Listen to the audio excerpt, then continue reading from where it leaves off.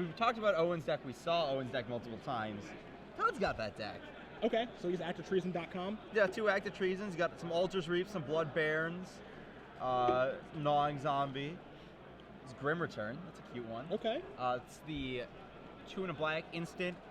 Put target creature card that went to a graveyard this turn from the graveyard into the battlefield under your control. Okay. Multiple Liturgy of Bloods. Incidentally, Grim Return costs 3. It's a cute setup. Oh, I do like that, actually. I like that a As lot. we do see, Vinny is taking a mulligan down to 6 here. Vinny going to be playing against Todd momentarily. Todd's got some cool red cards to go with the Sacrifice theme. He's got Dragon Egg and Pitchburn Devils. All right. Now, Todd, I think one of the things I always find interesting in doing these Team Steel tournaments or limited tournaments in general is when you look at people's deck list. We've talked about numerous times today, and you guys have actually seen on camera if you've been with us for over the course of the day of how powerful Nightwing Shade has been. Yeah, it's been absolutely great. You see, Todd Anderson has 3 of them in his sideboard, and so the fun thing is to see the varying opinions on how people evaluate cards, especially at the beginning of a format where Nightwing Shade in its previous format, as we mentioned, pretty stinky. This format looks to be pretty good. As you see, Prabhu playing currently just a sliver. Anderson has a Corpse Hauler, and he's going to pass the turn back. Probably down to 6 cards this game, but if that's a predatory sliver, we've got some game going on here. So Prabhu, for you guys that are unfamiliar, Arlington, Virginia native, most impressive finish, or his top finish, is a 16th place at Grand Prix Nashville in 2010. A tournament I think that Reed won. No? So Reed or Costa? No, 2010 was a different Nashville. Okay, my apologies. 2010 was the one that Jerry won. I would know. Guess who lost to him? Guess who? Well, I didn't mean to dagger you there. I swear, I tried to say it was the wrong Nashville. So it looks like the Sentinel Sliver has traded for the Corpse Hauler and followed up with an Advocate of the Beast, which is also followed up with a Rumbling Baloth, one of the few beasts in the format for this Advocate. So do you think it's a good thing that Advocate of the Beast doesn't have a lot of beasts to be able to power up, or do you think it's a bad thing? I think so. I think it's just enough on curve that it shouldn't have a lot of targets. Right. Like, it's already good, it shouldn't make it better. So Liturgy of Blood comes down for Todd, kills the Baloth, no follow-up, and Advocate of the Beast puts him down to 16. Okay. So let's see what Prabhu has to play here. He has the Spore Mound. The Spore. So 5 mana, 3/3. Whenever he plays a land, you can call it landfall if you want to. Gets a 1/1 sapling token. Here is Active Treason. That's cute. He's going to play a land, get a 1/1. Look at Todd getting all the value. Does he have a Blood Baron to follow up? He would have had to have drawn it this turn, I think, because he would have casted off the Liturgy last turn, right? That's true. Might have been Altars Reap. That'd be my guess. That'd be pretty good too. Jeez. Yep. Yeah, I think it's an Altars Reap. It is. All the value there for Anderson. Going to sacrifice a Spore Mound, draw 2 cards, and gets a 1/1 for it. Draws a Mountain and a Mystery card and passes the turn back. It's pretty good level. About like a card and a half or so. Yeah, that's a pretty good turn. So it looks like Todd down to 14. Probably shoves in. Plays. Here's another Spore Mound. Yeah, more 3/3s. 3/3s for days. Spore Mound's pretty good in these black matchups, actually. Like all the black, said it over and over. The black creatures are all really small in this format. Sure. So 3/3's just bigger than everything. 1/1's kind of a relevant body. But Todd has a 3/3 of his own. Pitchburn Devils. Okay. And a Corpse Hauler. Another Corpse Hauler. Corpse Hauler is a card that, we see this in everyone's deck. This isn't a card that I think anyone is even interested in cutting. It's not as good as, well, personally, I don't think it's as good as Gravedigger. No, absolutely. It's like a more versatile Gravedigger, but it's not as good as Gravedigger is, especially because it has 1 toughness, so it can die to some rather unique cards or what have you. But I don't think anyone cuts it. We saw one in a sideboard earlier, okay. But it's not. The thing that Gravedigger could do is that it could generate card advantage on loops. Like you Gravedigger a Gravedigger, and you block their 2/2, and then you Gravedigger the Gravedigger. Sure. This card can't quite do that, but it serves a different role. It's a 2/1 body that isn't bad in the late game, and that's really important. Yeah, I suppose that's rare, actually, where a 2/1 body isn't actually really all that poor in the late game. Yeah. So, a Mana-Wee Sliver, it looks like. Sapling token's going to be put into play there. The Assassin taking the role of the Sapling. Yeah, don't let that hit you, Todd. We promise it's just a Sapling. And we will get a correct Sapling on the screen at home as soon as we can. As Todd is going to draw a card for the turn. He's going on with a couple of mountains in his hand. So he's flooding a little bit, I feel like, Ari, but he can still play. Yeah, he's got the Corpse Hauler. He's got some action. I like how Todd's deck is kind of aristocrats, and that's what he's been playing lately. Yeah. Bet him and Brad fought hard over that. So here is a Quag Sickness, going to take down that Spore Mound. Todd going to play a mountain and pass the turn back. Pitchburn Devils gets in for 3. Vinny not really wanting to trade 2 of his creatures for that one. Yeah.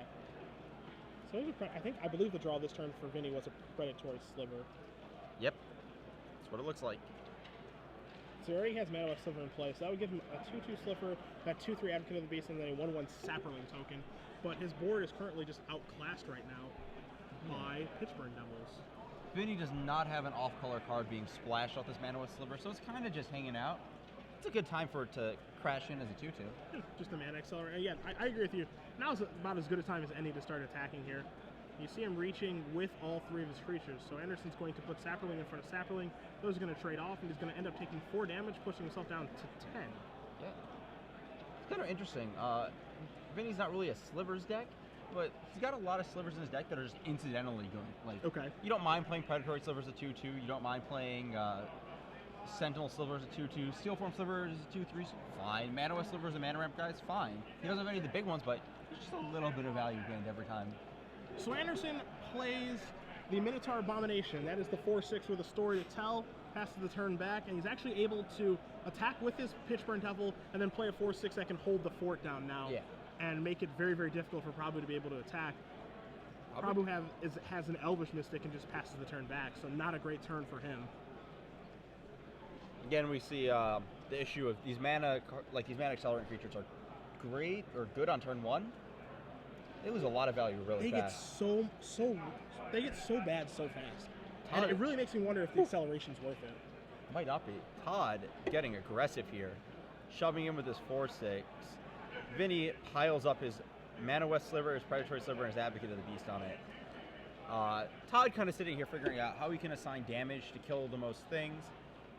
He can just kill the 2/2/2s. There might have been a way where if the Predatory Sliver dies and then there's a single damage on the Mana West Sliver that he could kill more things. So that's something to watch out for in this limited format. Yeah.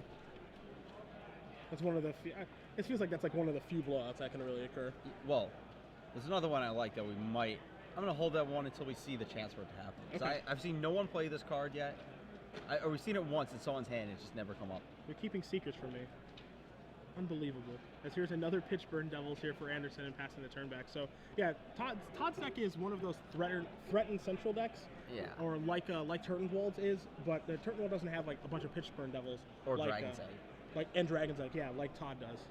I like the true Pitchburn Devils versus your opponent at 8 life it's a nice place to be. Yeah, I call that a rock and a hard place if you're Prabhu. Yeah. Especially when there's a corpse hauler out there too as well, just waiting to rebuy one at any moment. Oh yeah. It makes it really hard. I mean, you see Todd right now has the 3 mana available to the corpse hauler to be able to bring back his Minotaur Abomination if he wants to. But he can also just keep threatening with Pitchburn Devils. If one dies, go upstairs, put Prabhu down to 2, rebuy it, put it back, and then he can't ever really do anything about it. There are 3 Blood Barons in Todd's deck to just start lightning bolts into the face. Blood Baron looking better and better every time I watch it in action. There's a lot of these black cards are they look kind of weak on the surface, but they do they do a lot of things. Mm-hmm. But I'd be willing to say black is probably the second best color in the set. Yeah, I think behind blue. Yeah, everything's behind blue. But I like the days when it's not like that. So Todd thought about sacrificing to get back Minotaur Abomination, decides not to, draws a card for the turn to go along with his mountain. You see he's going to weigh his options. And this is a pretty easy one. He's certainly going to be reaching with one of those Pitchburn Devils. I think he's deciding if I want to attack with 1 or 2. You see Joel kind of saying, what's your plan this turn? Let's make sure we don't screw this up so we can get out of this game up 1 here. I think if you shove with the team and he blocks the corpse hauler, one of the Pitchburns gets through, guess what he's at? Less than 6. Yeah, which is where you want him to be at, and he is going to attack with everybody. Yeah, I'm kind of with you here. Like, Advocate of the Beast can block the corpse hauler. Yeah. Ideally, Elvish Mystic is probably just going to chump block something. Maybe Elvish Mystic goes in front of the corpse hauler. Advocate of the Beast doesn't block. Who knows? But he's going to get damaged through this way regardless. I don't think this can be a good combat for Prabhu. Especially now that he's moving to blocks without casting a Briar Pack Alpha. Yeah. If that guy got cast, we'd have some interesting decisions. Todd opting to not rebuy? Oh, there's the Blood Baron. And there's a reason why. Because he does have Blood Baron to fireball Prabhu out. Kaboom, kaboom. Yeah. And Anderson is going to take game number 1. Could have rebought, just not worth the effort, just go into the face. I don't believe there's any instant life gain in this format. So yeah, not a card like Angel's Mercy or anything. Yeah, no one can get you with a random 23rd card unplayable. Yeah. Yes, that's what I was going to say. Certainly there isn't something that's like a really good card that you would want to like play around in case they have it. So I'm just going to go out and talk about this one because it is in Vinny's sideboard. The card I'm talking about that can be a blowout, similar ways, Celestial Flare. Okay. I think the card's really good. Okay. I think that it's one of the few white cards I'm actually excited about. Previously, a lot of these cards have been clunky and expensive, like Neck Snap is the one that comes to mind. I always think of Chastise or Second Thoughts. Yeah, a lot of expensive combat tricks that are really obvious that they're there. Celestial Flare costing 2 is pretty clutch, but the thing is you can cast it after damage has been dealt. The creatures are still attacking or blocking. So you can set up board states where you trade off all the things that they want to sack. They're like, oh, I'll play around Flare and I'll attack with these crappy creatures. They just die in combat, you take the hit, and you flare their guy. Sure. Yeah, at the end of combat, you can take care of their guy. Yeah. It's a fun little trick as we cut over here to Dean Hwang and Brad Nelson. Hwang up a game right now over the former player of the year. You see Nelson has a Root Wall in play that he just tapped out the cast, so Child of the Night can get in there, and now you see a Trained Condor. Hwang passing the turn back. I believe that's a Tenacious Dead in the middle. Oh, Tenacious D. Nice. Brad Nelson, all the Root Walls, all the Rumbling Balos. And this turn, he casts a Hunt the Weak, pumps up his Root Walla, takes care of the Trained Condor, and passes the turn back. Hunt the Weak is... That's another card. I think that's a card that green really needs. Yeah. You know, as you said, it bumps guys up to 5/5 range, but it's just a nice removal spell for green. Yeah, it's not exceptional, but it gets the job done. Yeah. I definitely agree with you. I mean, Prey Upon is like a super powerful card, super efficient. I don't know if it's too good. I don't know if it's too good for Core Set Limited, but it's definitely just a really good card. Yeah. Hunt the Weak is a weaker version of that, but still good. It gives Wizards levers they can pull if they want to make the format a certain way. Sure. So now here is a Rumbling Balos, and Nelson passes the turn back. Again, just the Root Wall just sitting back on defense. No real good reason to attack because the Tenacious Dead, making it so that this attack is fairly irrelevant and passing the turn back. We saw that earlier where a player attacked a Capuchin Knight to a Tenacious Dead. The other player just paid the mana, brought it back, and attacked back for one. Yeah. They took a free damage that way. No need for Brad to do that, especially when Dean's approaching Liturgy mana.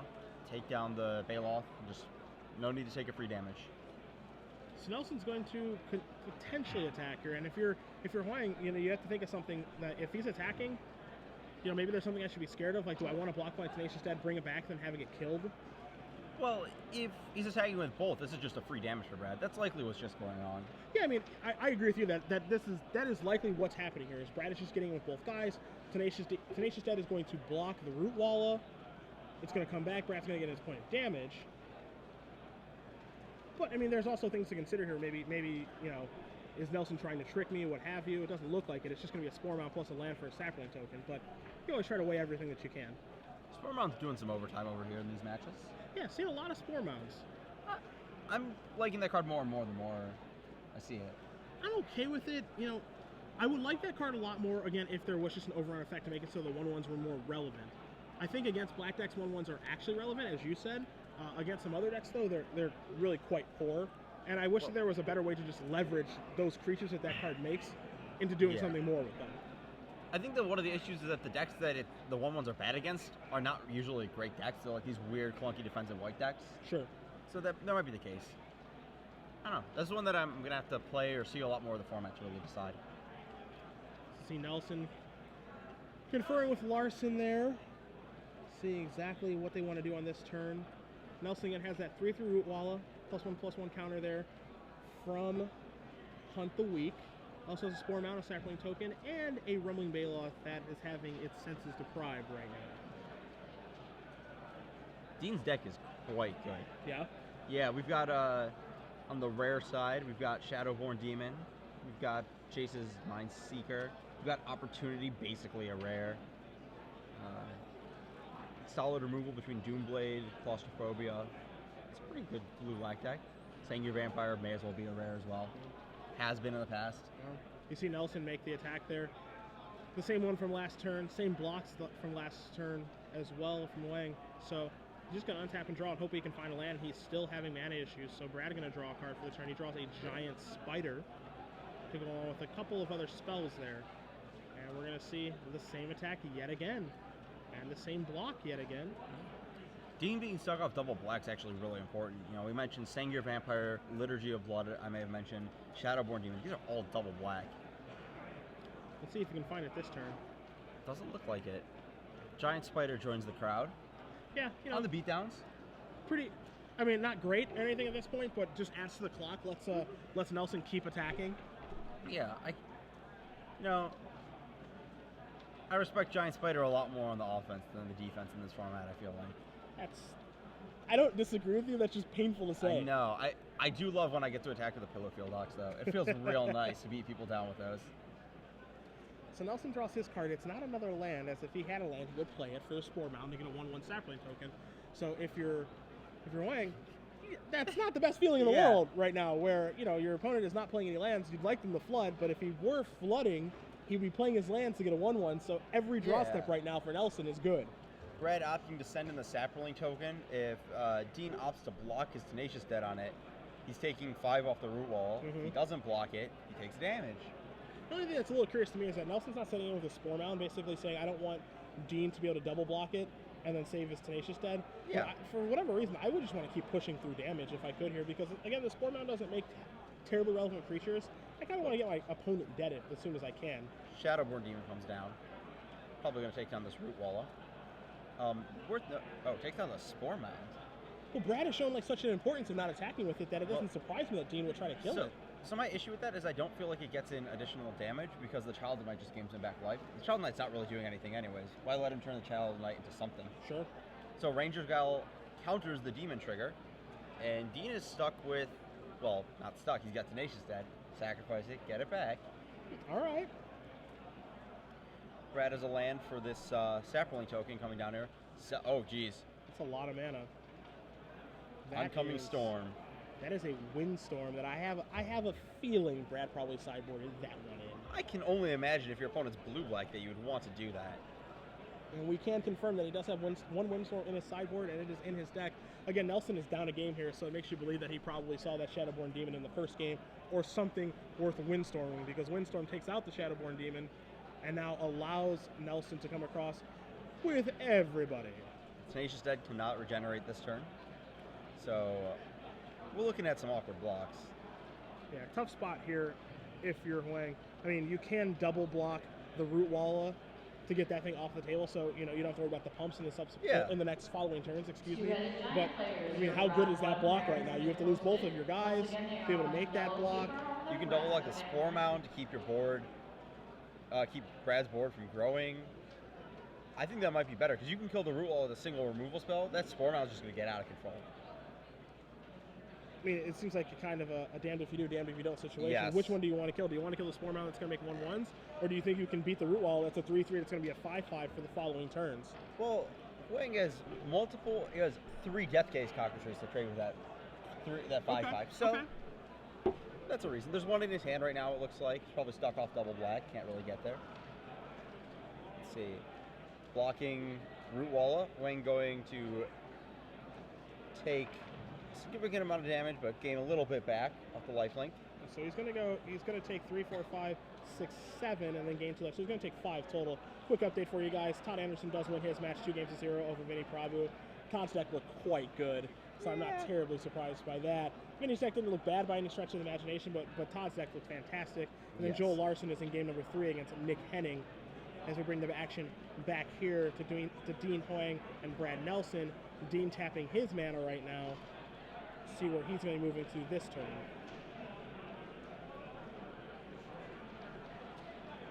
Let's see. He's got a lot of cards, got a lot of options. They probably all cost black to play. Claustrophobia, locking down. Brad points to the 1/4. Yeah. I believe we have a wild Tim Ayton sighting. Wow. Decided to show his face after his most recent article. That is surprising. I don't even know what to say right now. So Claustrophobia takes down the Spore Mound, and Gnawing Zombie comes down to block the rest of the crew. Gnawing Zombie promptly Chandra's Outrage.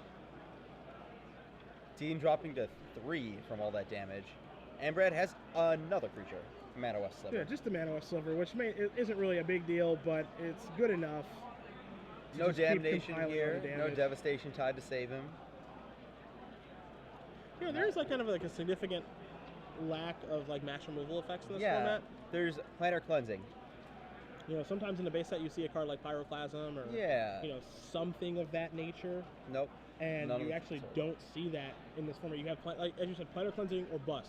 Shrivel. You got Shrivel. Oh, there's Shrivel too. I guess Shrivel would actually be like a 3-for-1 right now. Not even. It's like a 1-for-1 and we get some of your Spore Mound value away. Except the Spore Mound's hanging out claustrophobic. Sure. Maybe... Yeah, that's not the best place for a Spore Mound to be. That should be in the graveyard. So that's a lot of mana. 6 mana. Alright. Spin the wheel. If he hits a removal spell, he's not dead.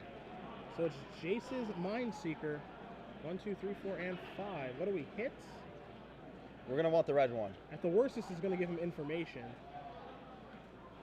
What is that red card? Shivan Dragon. No, is that the Scourge or? The red card for Brad, that's a Shivan Dragon. Okay. Ah, there we go. Yep. So he reveals those cards, and he's going to concede the game knowing that he is dying on the swing back because he did not reveal a removal spell. So Brad Nelson's going to win game number 2 over Dean Hwang. We are going to be moving on to a third and final game between these two guys. Again, the team of Nelson, Larsson, and Anderson are currently ahead. As Anderson has won his match, but we have 2 game 3s here to see who's going to end up winning this match. Both these teams sitting at 3-1. You know, this is tournament life on the line. Yeah, I mean, to be able to top 4 and or win this tournament, they're going to have to win from here on out. Maybe a draw. Maybe. Maybe. That's a big maybe, my friend. So we're going to cut over to the Joel Larsson, Nick Henning match as these players are playing. You see on Larsson's side he has an Angelic Wall and a couple of lands, Wall of Swords and Divination in the graveyard.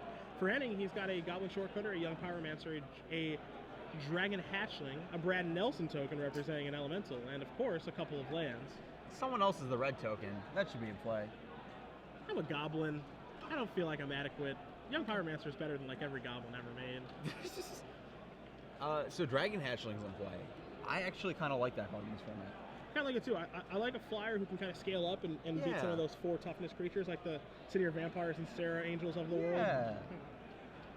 There we see it getting claustrophobia. Yeah, Larsson agrees with you that is a real card.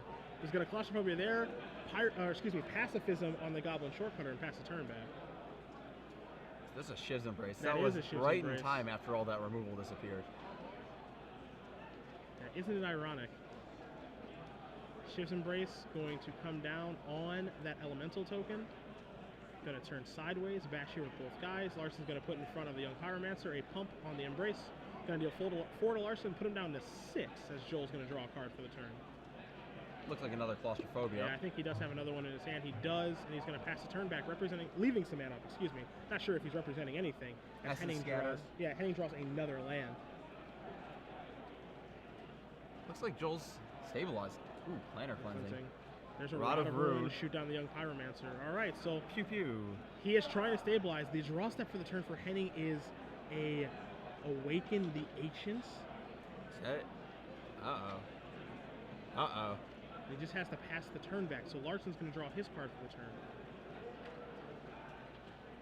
And Awaken the Ancients can be a problem here for Larsson.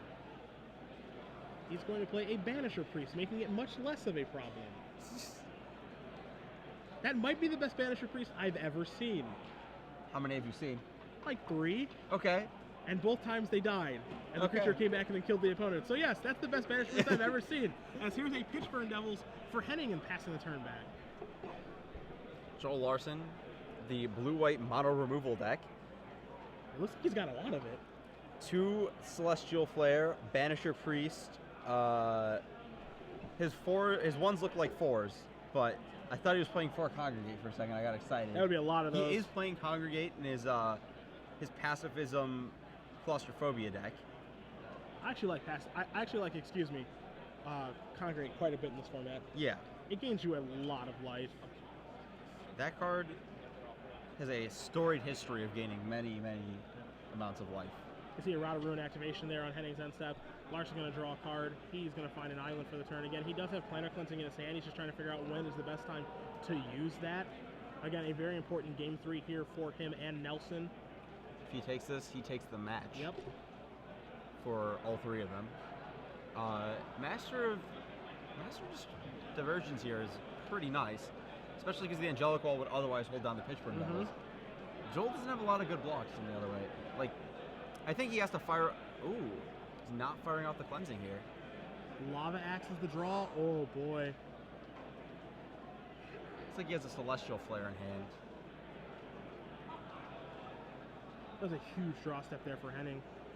Tapping the Banisher Priest. Tap the Banisher Priest. So that he can't trade for the Master. Okay. Celestial Flare. Pitchburn Devils to the face. Yep. Easy sacrifice there, I think. Absolutely. I agree with you where Celestial. He's gonna deal the damage to the wall. Really? Wow.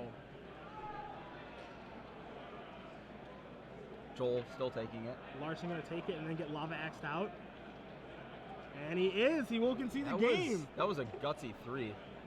So Nick Henning is gonna even this matchup for his team.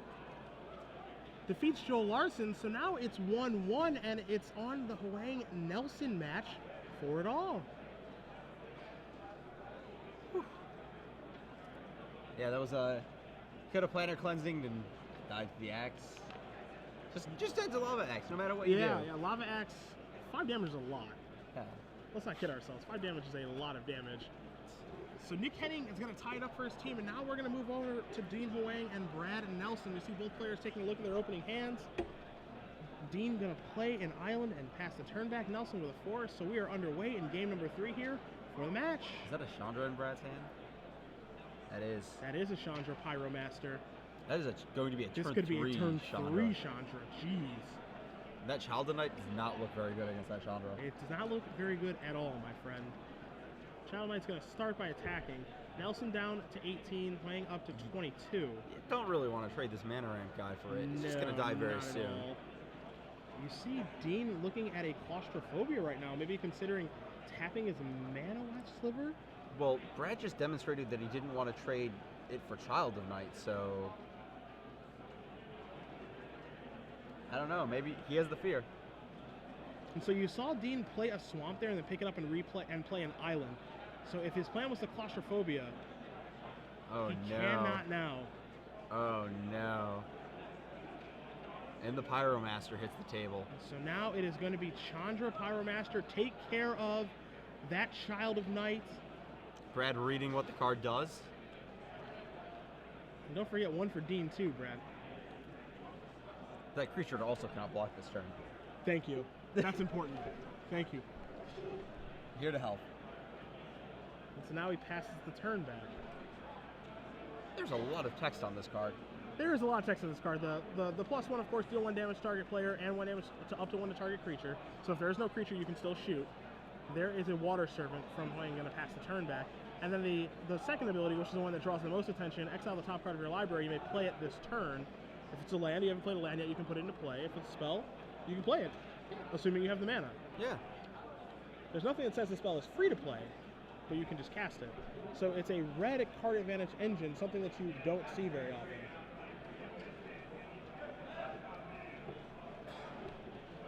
Let's see. Chandra up to 6. Chandra not up to 6. Brad really thinking this one through. Man, that Claustrophobia would have been huge. Yeah, I mean, it definitely changed the dynamic of the game. Absolutely. This Chandra would have been dead in a hit to the Water Servant. It changes a lot about how this game progresses. Yeah. It's unfortunate for Dean that he just made that subtle misstep. And you see Nelson here talking with Larsson and Anderson about what they want to do on this turn. They're going to deal 1 to Water Servant, 1 over to Dean. They're going to play a Forest, 5 mana. And that is the big guy. Woodborn Behemoth. It is a 3 green 4/4. And if you have 8 or more lands, Bigger. he gets angry. Bigger. 8/8 trample when you have 8 or more lands in play. So here's a swamp here for Hwang. Swamp being important because he can't kill Chandra if he was to attack it. If he was to attack towards it, he could pump it twice. Right. So they're debating between Liturgy of Blood or Claustrophobia on this guy. Depends what his follow-up play is. You know, this 4/4 is not long for this battlefield. Yeah, I don't think so either. I think they're probably going to Claustrophobia here, so that next turn if they draw another land, they can Liturgy into the Train Condor that we saw in their hand. Okay. So Chandra down to 3. Yep. Dean at 18 life right now. Chandra, her stability does 3 things. It's a lot of things. The tough part about Chandra too is a planeswalker that I don't think you can ignore. There are some planeswalkers that you can just decide to ignore for whatever reason. I think Chandra is so powerful that you can't do that. Yeah, absolutely not. The ultimate's not insane, but +1 card a turn, really, really good. Faltering, you know, it really affects the board. So you see Brad use his 0 ability, and then he is going to cast Hunt the Weak, make his Baloth bigger, and kill the Water Serpent, come across for 1. The Chandra ability revealing Nelson a forest, so a free land gets put into play. Now Dean is going to draw a card. He plays a Swamp. Train Condor, not so great against this Pyromaster. No, it's really, really not. So now Nelson's going to be able to activate the 0 again. And so now he's going to be able to play. Basically, he's getting a free card every turn. Now he's basically just drawing 2 cards every turn. Red Phyrexian Arena. Yeah. And this is very, very difficult to beat, especially, you know, in some formats it's not like a big deal, but in Core Set Limited where the cards are so fair, that when you have a card like this giving you 2 cards a turn, it's so very, very difficult to come back from. Sea Skite flashes out of nowhere. And the card that was revealed was Ranger's Guile, which is decidedly mediocre. You see Brad gonna cast Windstorm. Yeah. Looks like a dead bird. Ranger's Guile gets cast for 1 damage. Might as well. Sure, why not? Nelson going to, looks like he's going to play a land. He is. And that's the turn back. Where, Oh, there you go. Yeah. Everything looks clear. Brad just explained some things to the judge, make sure there's no discrepancies. Right. So what do you think of the ultimate on Chandra in Limited? How often do you think you'll ever fire that off? I can't imagine that it would, like, I'm looking, I think it's going to happen so rarely that I'm going to look forward to the stories of hearing about it. Yeah. Because every time that you could fire off the ultimate, I would just want to use the 0 ability. Yeah. And just get another card. I can imagine, like, firing, it is exile 10 cards. Like, you could just deck yourself. Yes. That's a very, very real concern. Looks like Nelson turned over another Mana West Sliver. Yep. Nelson shoves in for 1.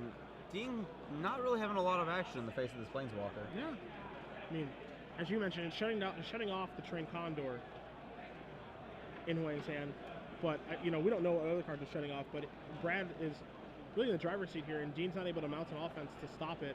And these green creatures can do a really, really nice job of protecting the Chandra. As you see, Nelson's going to play a Rumbling Baloth and pass the turn back. Just opting not to play the Sliver. Yeah. Representing a card in hand. Yep. I think I saw Naturalize would be the card he's looking at. So here's 4 mana. Liturgy. Or 5 mana, that Liturgy of Blood. So he's gonna be given 3 green mana, or 3 black mana, excuse me, and just pass the turn back.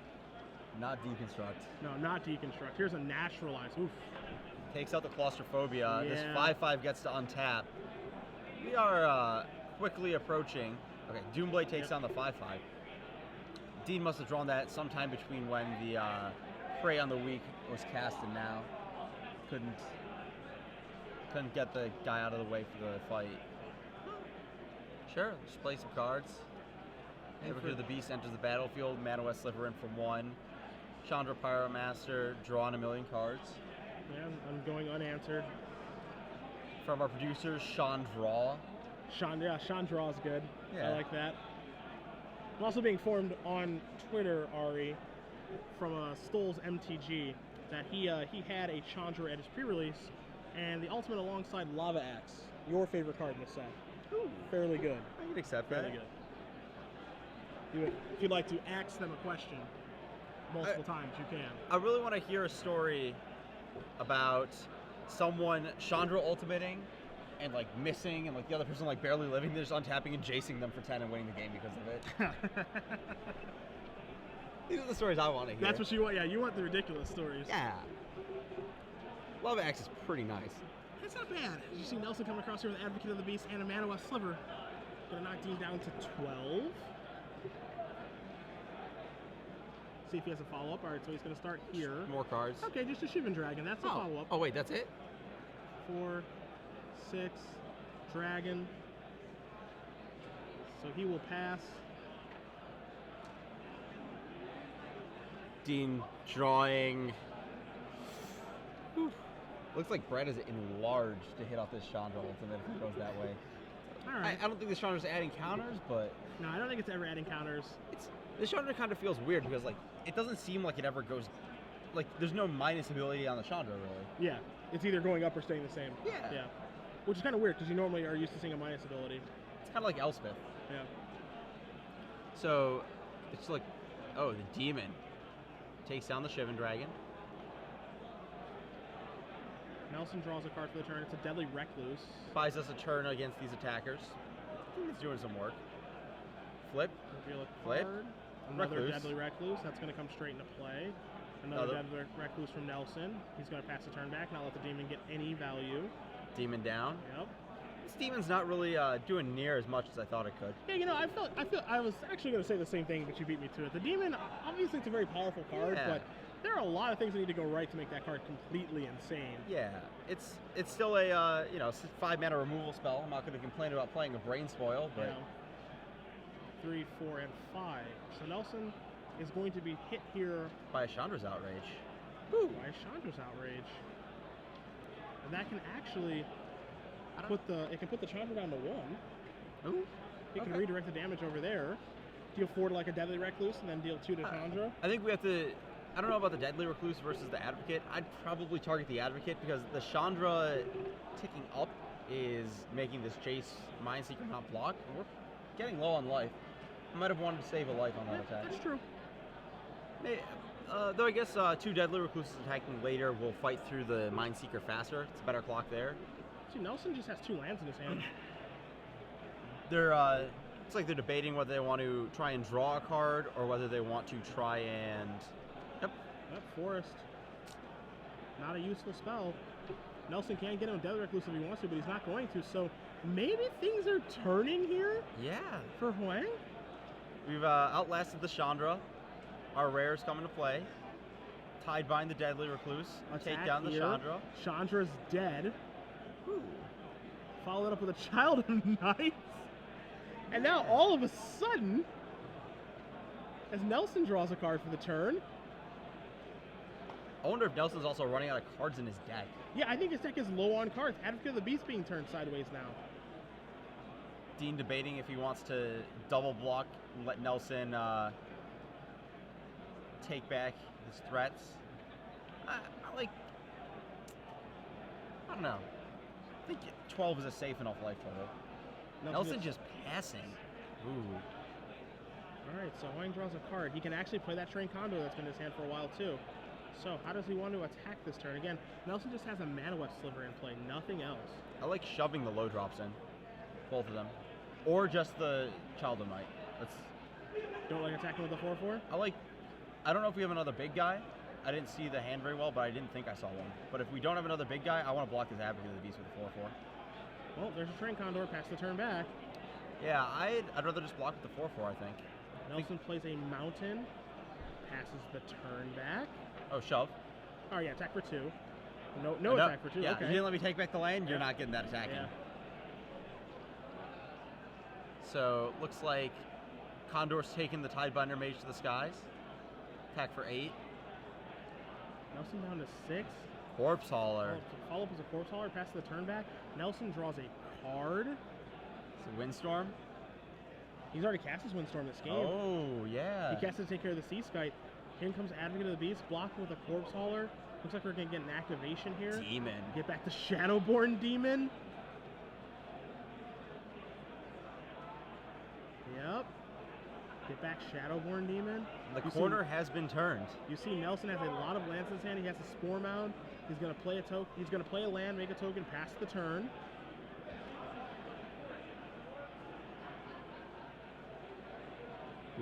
Hwang draws a card. We know he has a Shadowborn Demon in his hand. What else does he have?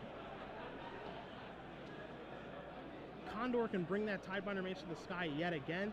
You see Hwang talking things over with Henning and Prabhu about what to do on this turn. And that is going to be it. So, Dean Hwang wins this match 2-1 and wins the match for his team over Brad Nelson, Joel Larsson, and Todd Anderson. We're now likely eliminated from the event at 3-2. Wow. Yeah. Wow. What a comeback win in a game where I did not think Hwang had any chance to win due to that turn 3 Chandra Pyromaster and Chandra never going up, which I agree with. I don't think it had any reason to ever go up. Just